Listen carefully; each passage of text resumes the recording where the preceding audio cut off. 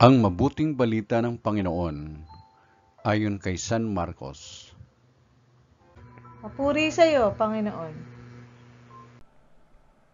Pagkaraan ng araw ng pamamahinga, si Maria Magdalena, si Mariang ina ni Santiago at si Salome ay bumili ng pabango upang ipahid sa bangkay ni Jesus.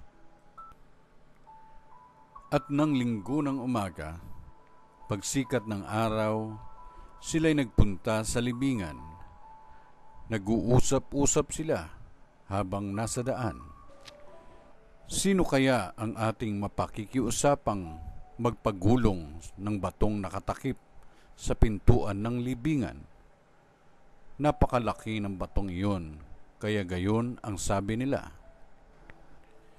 Ngunit nang tanawin nila ang libingan, nakita nilang naigulong na ang bato. Pagpasok nila sa libingan, nakita nilang nakaupo sa gawing kanan ang isang binatang nararamtan ng mahaba at puting damit. At sila'y natakot.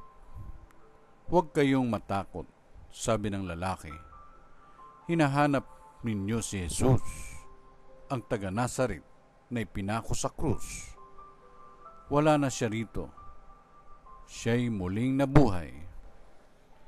Tingnan ninyo ang ipinaglagyan sa kanya.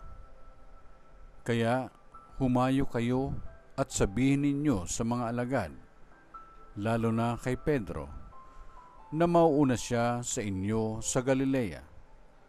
Makikita ninyo siya roon, gaya ng sinabi niya sa inyo." Ang mabuting balita ng Panginoon.